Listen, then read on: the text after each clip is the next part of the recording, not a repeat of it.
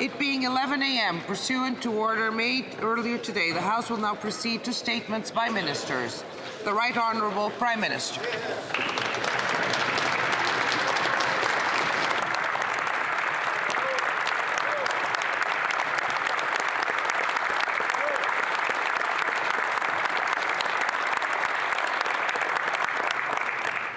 Madam Speaker, I'd like to begin by recognizing that we are on the ancestral land of the Algonquin people. Mr. Speaker, people are troubled by what they've been witnessing this past week. Young, old, Indigenous, newcomers, they're asking themselves what is happening in this country. They're asking what lies ahead for themselves, for their communities, for Canada. They know that these protests are serious, that this is a critical moment for our country and for our future. And so do I. On all sides, people are upset and frustrated. I get it. It's understandable, because this is about things that matter: rights and livelihoods, the rule of law, and our democracy. Aux gens qui subissent les conséquences des barrages et des manifestations, vous traversez des moments difficiles. Sachez que notre gouvernement travaille fort pour trouver une solution. Notre priorité est de résoudre la situation de manière pacifique, mais aussi de protéger notre pays comme un État de droit. Nous allons toujours défendre ce principe. It is time, past time, for this situation to be resolved. But what we are facing was not created overnight. It was not created because we have embarked upon a path of reconciliation recently in our history. It is because for too long in our history, for too many years, we failed to do so. So finding a solution will not be simple. It will take determination, hard work, and cooperation. There is no relationship more important to Canada than the one with Indigenous peoples. And today, as Prime Minister, I am once again formally extending my hand in partnership and trust. Over the last 11 days, our government has been working on a path forward, even as many have been saying we should give up. Because we know what is at stake. We know that we cannot afford to fail. So we are creating a space for peaceful, honest dialogue with willing partners. As we heard this morning from Mohawk leaders and from National Chief Perry Bellegarde, we need to resolve this through dialogue and mutual respect. To the Wet'suwet'en and Mohawk nations, and Indigenous leaders across the country, we are listening. We are not asking that you stop standing up for your communities, your rights, and for what you believe. We only ask that you be willing to work with the federal government as a partner in finding solutions. You remind us, rightly so, that too often trust has been betrayed in the history of Indigenous negotiations with Canadian governments. In fact, that underlines the difficulty of solving this situation today. But our common ground is the desire to arrive at solutions. We cannot resolve this alone. Just like we need Indigenous leaders to be partners, we also need Canadians to show both resolve and collaboration. Everyone has a stake in getting this right. Soyons clairs, notre gouvernement va continuer de travailler jour et nuit pour rapidement et paisiblement trouver une solution. Dans le passé, nous avons vu à quel point ces situations peuvent changer rapidement. Je sais qu'on veut tous trouver une solution, mais en même temps, il faut absolument éviter que les choses s'aggravent. Hier, j'ai encore une fois réuni les membres du groupe d'intervention en cas d'incident pour discuter de la situation et de la marche à suivre. Je me suis également entretenu avec les premiers ministres provinciaux pour parler des conséquences qu'ont les barrages sur les agriculteurs, les entrepreneurs, les familles, les travailleurs d'un bout de ce pays à l'autre. Over the weekend, the Minister of Indigenous Services met with representatives from Tyendinaga as well as other members of the Mohawk Nation. And I have committed to the Wet'suwet'en hereditary chiefs that the Minister of Crown Indigenous Relations will meet with them anytime. And I hope that the offer will be accepted. This is our opportunity now to bring these perspectives together. Because, Mr. Speaker, what is the alternative? Do we want to become a country of irreconcilable differences, where people talk but refuse to listen, where politicians are ordering police to arrest people, a country where people think they can tamper with rail lines and endanger lives? This is simply unacceptable. We cannot solve these problems on the margins. That is not the way forward. I know that people's patience is running short. We need to find a solution, and we need to find it now. I have spoken in this House about how my father faced protests over the debate about Aboriginal and treaty rights in the Constitution. Over 30 years later, many of those questions still linger, which is why our pace of change must be even faster. And not only in this situation. Despite having invested more than any other government to right historic wrongs, to close persistent gaps, we know that there is still more, much more, to be done.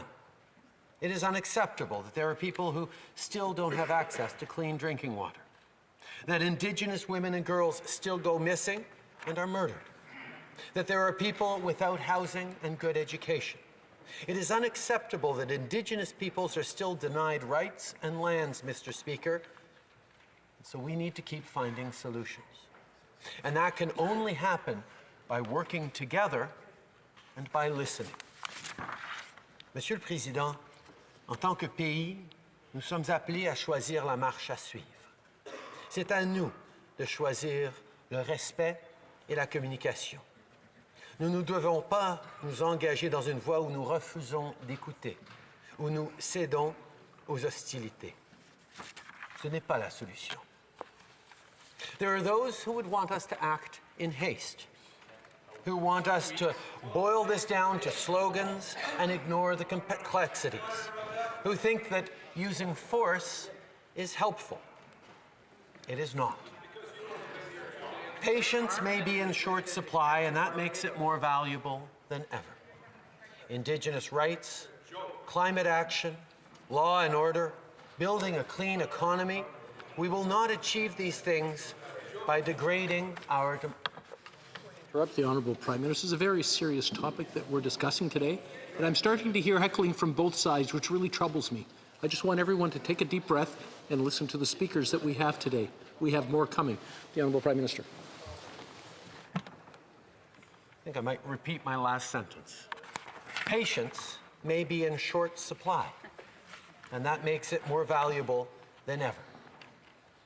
Mr. Speaker, in this country, we're facing many important and deep debates.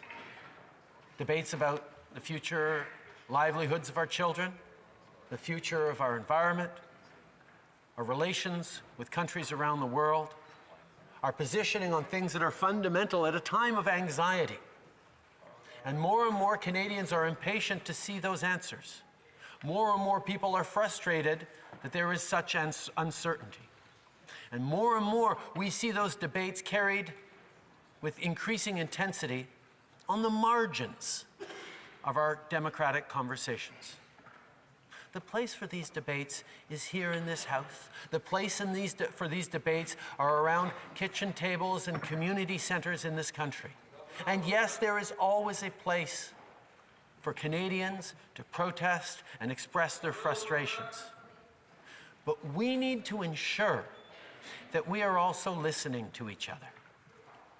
The reality of populism, Mr. Speaker, and its siren song in our democracies these days is a desire to listen only to oneself and to people who agree with them, and not with people of another perspective. And the concern with action before discussion, the need for reasonable, reasoned debate in this place is at the center of what we have to continue to move forward with as a country. Indigenous rights, climate action, law and order, building a clean economy. We will not achieve these things by degrading our democracy. We must be honest about why we are here. We must be open to working together to move forward, and not just in the days ahead. But as we make progress on everything from implementing Indigenous rights and title, addressing historic wrongs, and ending long-term drinking water advisories, as a country and as a government, we need to continue the work we are doing. And we need to continue to walk this road together. To everyone, I say we are extending our hands in good faith for dialogue. The opportunity is there on the table right now. We are in this together. The worker, the senior, the Indigenous leader, the protester, and the police officer. Let us have the courage to take this opportunity and take action together, and so to build a better path for all Canadians. Merci, Monsieur le Président.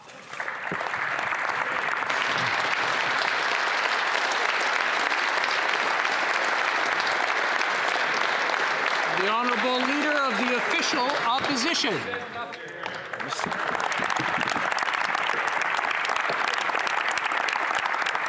Mr. Speaker, that was the weakest response to a national crisis in Canadian history.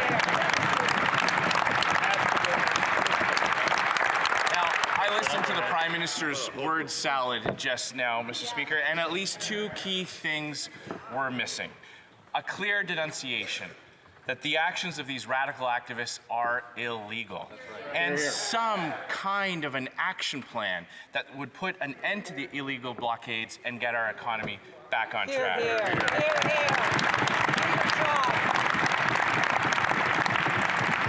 The Prime Minister's statement was a complete abdication of responsibility and of leadership.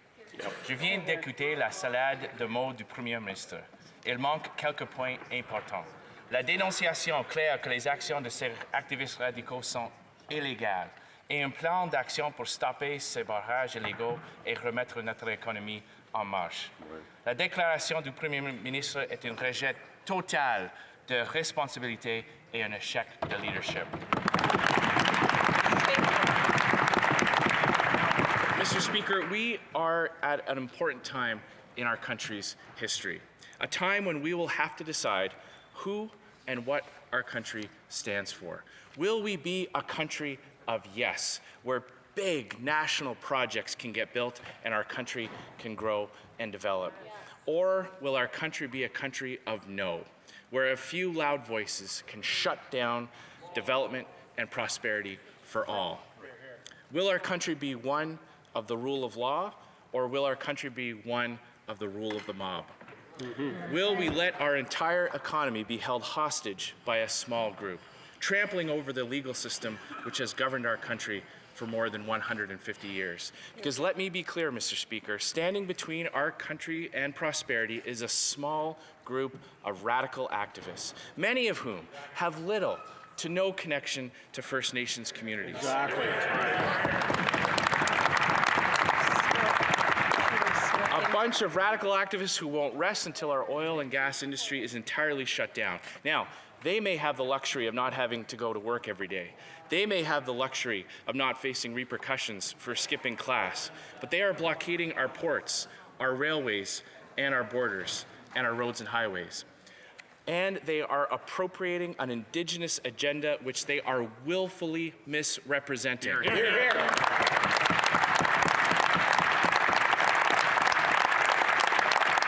And, Mr. Speaker, the Prime Minister's elevation of these protesters to the same level as the thousands of men and women in First Nations communities across our country who have in good faith been trying to right the wrongs of Canadian history does a disservice to the spirit of reconciliation.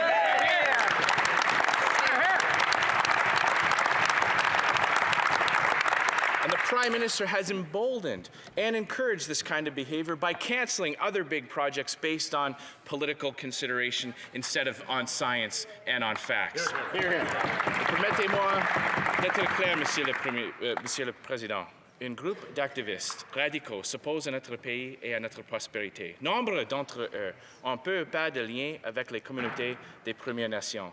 Des activistes radicaux qui ne vont pas arrêter tant que notre secteur pétrolier et gazier ne sera pas complètement stoppé. Ils bloquent nos ports, nos chemins de fer, nos frontières et nos routes et nos autoroutes. Mr. Speaker, the reality is that a vast majority of members of the Wet'suwet'en people support the Coastal GasLink project. Every single elected band council on the Coastal GasLink route supports this project. Even the majority of hereditary chiefs support this project, Mr. Speaker. And the vast majority of First Nations community members themselves support this project because this project will create jobs, it will create opportunities, and it will lead to investments in their communities. And in the end, it will help reduce global greenhouse gas emissions. This is a fantastic opportunity for the Wet'suwet'en people, Mr. Speaker. So why are these radical activists opposing this project? Because for them, this is just a warm-up act. A warm-up act for what they consider to be the next fights against Trans Mountain, against Tech Frontier, and in the end, their goal is the entire shutdown of our energy industry. Now, it's important to remember who the victim of this all has been. Who has been victimized by Liberal inaction? It's the farmer who can't get their grain to market. It's the small business owners who can't get their shipments in time. It's the homeowners who may face trouble getting their home heating for the winter. It's the workers facing layoffs. And the ultimate victims are the Wet'suwet'en members themselves looking for prosperity for their children, Mr. Speaker.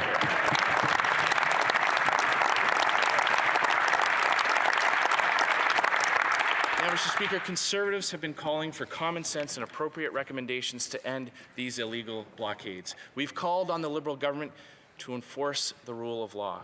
What we were expecting today was some sort of an announcement about a plan that would put an end to these illegal blockades.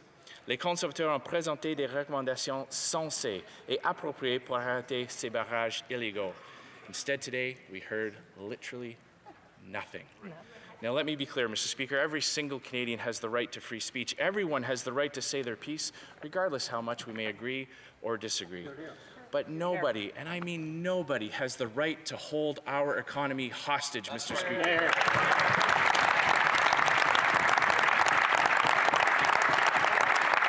Tout le monde a le droit de donner son point de vue, que nous soyons d'accord ou non avec le message. Mais personne, et je répète, personne n'a le droit de tenir notre économie en otage.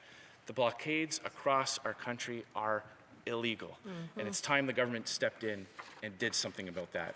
On this side of the House, we stand with the farmers. On this side of the House, we stand with commuters. On this side of the House, we stand with workers facing layoffs. We stand with everyday, hard-working Canadians. Most importantly, on this side of the House, we stand in solidarity with the Wet'suwet'en people. We stand in solidarity with the elected councillors of the Wet'suwet'en First Nations. We stand in solidarity with the majority of hereditary chiefs from the Wet'suwet'en First Nation who recognize that these types of projects and investments are the only way to lift First Nations Canadians out of poverty, give them hope and opportunity, and give the next generation of Indigenous Canadians the same quality of life that everyone else in this country enjoys.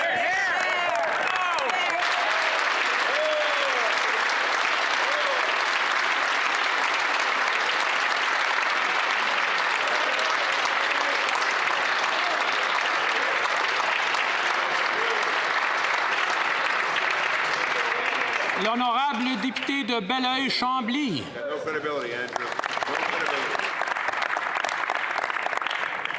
Je suis obligé, Monsieur le Président, de nuancer les termes du chef conservateur lorsqu'il dit de ce côté-ci de la Chambre. Nous sommes du même bord de la Chambre, mais manifestement, vous ne verrez jamais quelqu'un du Bloc québécois se placer au centre d'une Première Nation et de dire, parmi vous, il y a les bandits, puis il y a les gentils qui sont d'accord avec nous autres. Qui sommes-nous? Nous, et disons-le franchement, la société blanche. Qui sommes-nous pour nous insérer entre eux puis commencer à les juger les uns puis les autres selon qu'ils sont d'accord avec l'intérêt du moment ou pas? D'une part.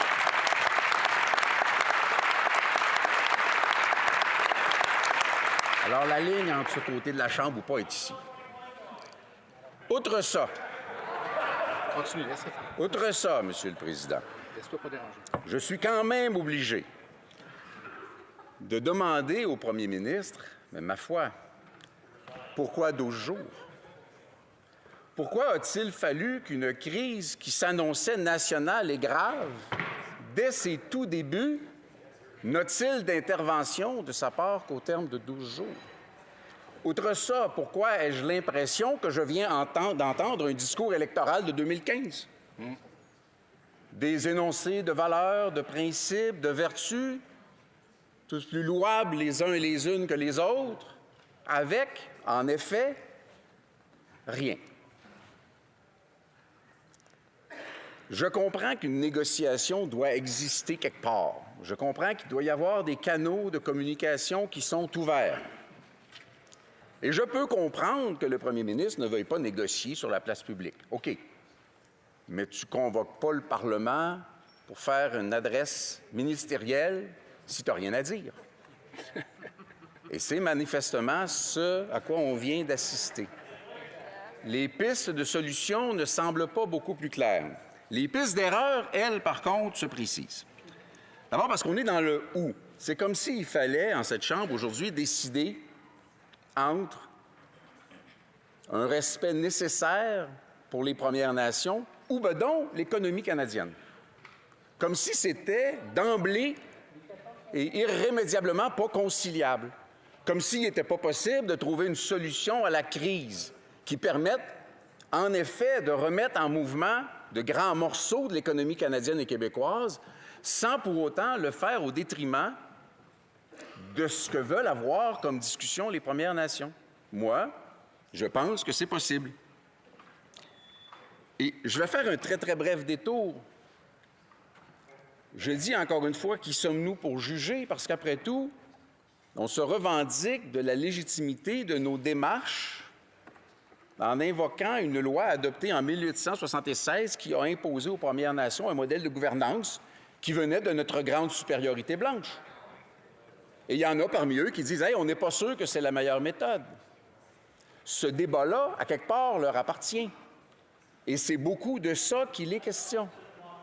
Alors, on a un peu une obligation entre écoute et respect. Et à cet égard-là, je suis d'accord que le gouvernement veuille initier, enfin, dirais-je, une conversation. Par contre, il y a certainement des zones de tension existantes. On ne peut pas avoir oublié qu'il n'y a pas si longtemps, le gouvernement a soit autorisé, soit fermé les yeux sur la disposition de tireurs d'élite près du territoire des Wet'suwet'en. Il me semble qu'il y a là matière à créer un petit peu de tension. Il me semble qu'il y a là matière à ce que des gens disent « je me sens pas en confiance ». Alors après ça, dire « écoutez, nous ne devons pas entreprendre un parcours vers la tension et la violence », bien, je suis profondément d'accord. Il fallait commencer par ne pas permettre ça. Et dans cette litanie d'excuses à laquelle on a assisté au fil des ans, bien, voici une maudite belle occasion de s'excuser d'avoir permis, laisser passer une affaire du genre, qui est certainement une graine fondamentale dans la crise que nous vivons. Je ne voudrais pas, toutefois, qu'on interprète mon propos comme étant une caution des gestes. Ça ne peut pas durer. Il y a des appels à la raison qui ont été faits par des gens des Premières Nations même. Et j'imagine le sentiment un peu d'apaisement qu'on a tous vécu en se disant « OK, peut-être que de leur propre initiative, il y aurait des conversations, des possibilités, des apaisements qui permettraient la nécessaire et urgente levée des obstructions. » Une négociation, ça passe forcément par des gens qui posent des gestes en réponse des gestes de l'autre. Il faudra aller là. Il faudra s'ouvrir aussi à la différence culturelle profonde et fondamentale plutôt que d'imposer grossièrement, à coups de poing sur les pupitres, nos valeurs à nous. Alors que les Premières Nations ont le droit à la différence. Et je pense qu'il est nécessaire que nous ayons ce recul, cette prudence. Si la position qu'ils ont face au dossier de GasLink n'est pas unanime entre eux, je pense qu'il faut au moins avoir la sagesse de dégager un espace pour qu'ils puissent, eux, avoir notamment entre eux cette nécessaire conversation. Maintenant, quels sont les gestes qu'il faudra poser? Au-delà des discours louables, je me demande s'il n'est pas nécessaire, mais je n'ai pas autorité. Moi, je parle juste pour le Québec, je suis un observateur, mais le Québec, parlez-en à mon collègue, subit un impact économique majeur de cette crise-là. Je me demande s'il n'y a pas lieu d'obtenir, puisque c'est une juridiction de la Colombie-Britannique et que nous, ici, on respecte les juridictions des provinces, s'il n'y a pas lieu d'obtenir, ne serait-ce que de façon temporaire, une suspension complète des travaux, qu'on dise, écoutez, on va regarder, on va se parler, et en échange de quoi? On pourrait demander, en toute légitimité, aux gens des Premières Nations de lever les différentes barricades à travers le Canada et le Québec. Je pense qu'il y a un geste mesurable, clair et concret qui, très possiblement, serait reçu par les Premières Nations comme une ouverture réelle au-delà des mots qui, dans les dernières années, n'ont trop souvent amené que des déceptions. Alors moi, j'invite, bien sûr, le gouvernement à concrétiser tout ça, faire une proposition claire et mesurable, dont j'espère qu'elle sera bien reçue parce que je réitère que le moyen n'est pas acceptable et qu'il fait aussi mal à l'économie des Premières Nations qu'à celle de la société canadienne et québécoise en général. Il faut que ça se fasse vite, il faut que ça se fasse clair et si tel est le cas, vous aurez notre collaboration. Bravo.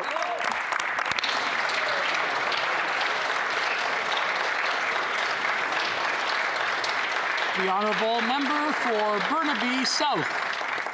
Thank you. Thank you very much, Mr. Speaker. I want to acknowledge that while the Prime Minister has spoken today on a very important crisis, the Prime Minister has not shown leadership on this matter for over a month. I want to begin my comments by acknowledging the fact that it's inspiring to see the youth rising, to see people of all walks of life who are standing up for human rights, who are standing up for climate justice. Je suis inspiré par la jeunesse, les jeunes qui se battent pour l'environnement, pour les droits de la personne. C'est inspirant. But I also want to acknowledge the feelings of helplessness and uncertainty that many farmers, local producers, business folks are feeling right now. I know there's a lot of workers that are now not being able to go to work. There's a lot of people that are worried about whether or not they're going to be able to make ends meet because of the impacts. I'm thinking about all these people right now, all Canadians. But I'm thinking about the people at the blockade who are standing up because they are so frustrated. They are so angry, and they're right to be angry. See, the context of what's going on, something the Prime Minister alluded to, is a deep frustration. It's historic, absolutely. The injustice, the bitter and horrible injustice faced by the first people of this land, if you have any compassion, your heart would result in some frustration and some anger. This is a serious crisis that we're faced with. It's not, sadly, what the Prime Minister referred to it as, quote, an infrastructure disruption. Ce que se passe maintenant au Canada, c'est vraiment une crise sérieuse. Canadians are expecting us all to show some leadership. They're also expecting the Prime Minister to show leadership. But sadly, The reality is the Prime Minister has let a lot of those people down. There's been centuries of broken promises to Indigenous people. And those broken promises aren't just broken words, but have resulted in massive injustice, have resulted in massive inequality, and resulted in the deaths of Indigenous people. Indigenous people have been denied basic human rights. Now, the Prime Minister promised to be different, but he broke those promises, and he didn't show to be very different. Let's look at his record. The Prime Minister will talk about, and the government, the Liberal government will talk about the record, but let's look at the record right now. What is going on in our country? We've got a Human Rights Tribunal decision that found that the government didn't just underfund or discriminate Indigenous kids, but they did so recklessly, willfully, purposefully.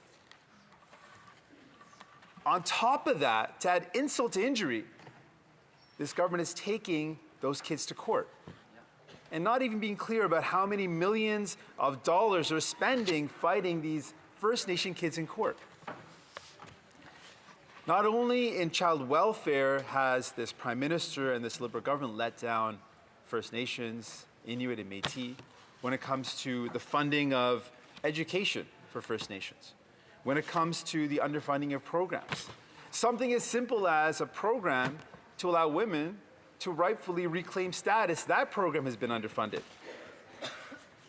There's been massive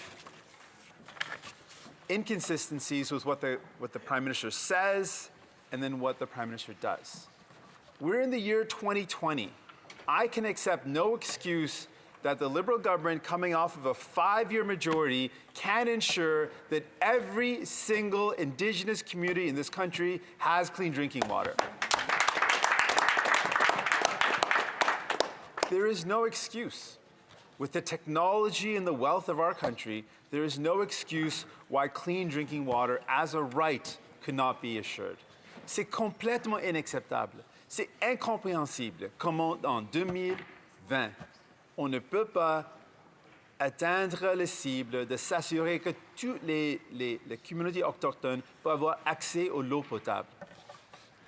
On top of that, when a young activist raised concerns about clean drinking water in our community at a private fundraiser, the Prime Minister mocks that young person in front of his wealthy donors.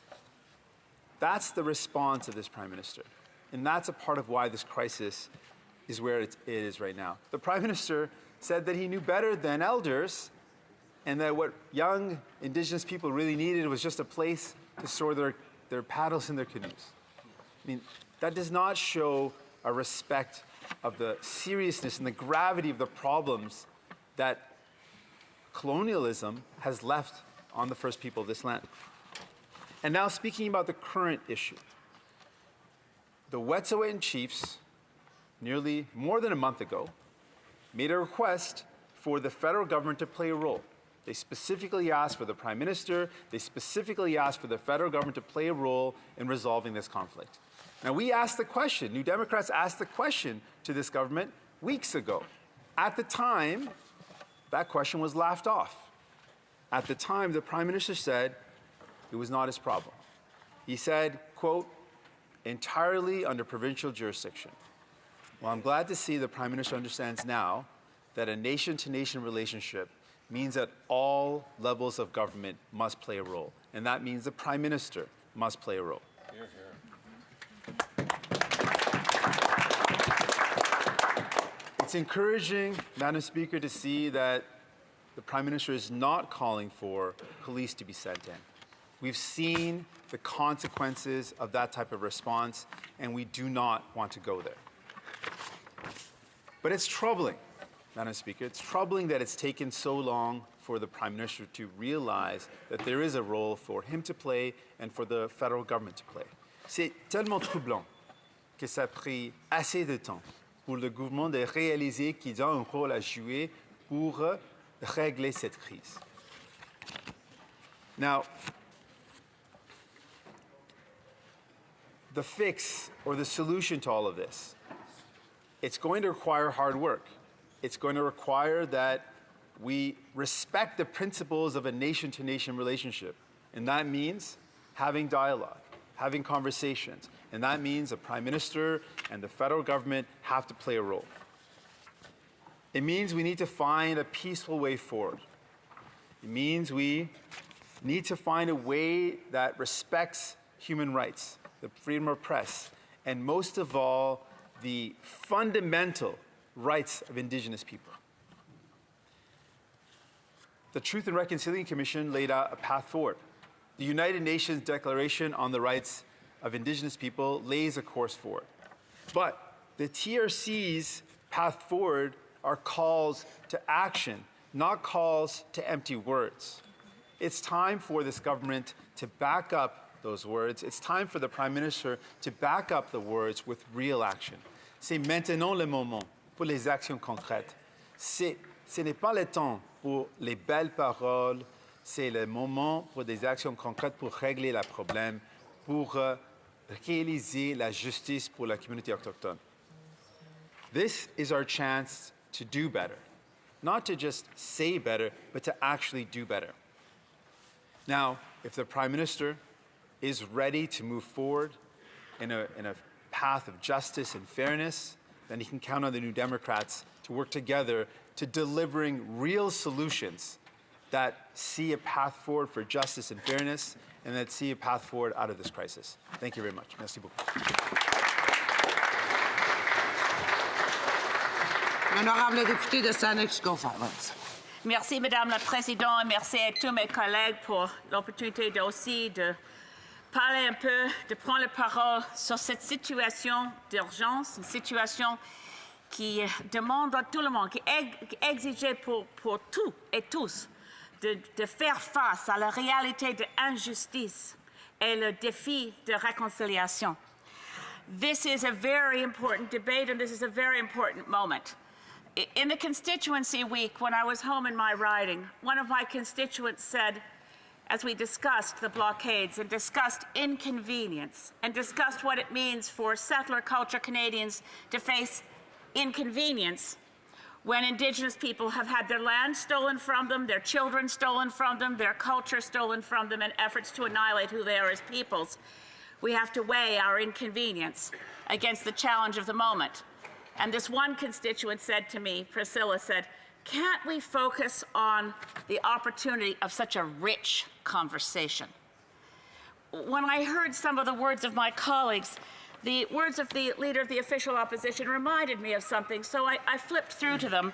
Their words heard on May 4th, 1877, actually, General Oliver Otis Howard, speaking of the frustrations he felt of dealing with the Nez Percé and their chiefs as they discussed what mattered to them. And he said, quote, 20 times over and over, I hear the earth is your mother. I want to hear it no more, but come to business at once. This is not simple, and it won't end overnight because it's based on centuries, a century and a half of injustice, oppression, and colonialism. But it's also based on the reality that since 1997, the Wet'suwet'en have had every reason to believe that based on the Supreme Court of Canada decision, the federal government would come talking about what does it mean that title for the Wet'suwet'en could be 22,000 square kilometers. What does it mean that the Supreme Court of Canada has said that their title and their Indigenous form of government that predates Canada by thousands of years has status in Canadian law? We must not ever set out the notion that there's a rule of law on one side and Indigenous peoples on the other. Indigenous peoples have the law on their side, and maybe the leader of the official opposition, referring to a small group of radical activists, meant the 9 judges of the Supreme Court of Canada. Because they're the ones who said title is title is title. And Indigenous title is, quote, collective and intergenerational. And acknowledging that will explain why we stand in solidarity with Wet'suwet'en hereditary leadership. My colleague, the Honourable Member from Nanaimo Ladysmith, went up January 19th, met with hereditary leadership of Wet'suwet'en, came back and we've been trying as Greens to appeal to the federal government from the beginning. Don't let the RCMP arrest people.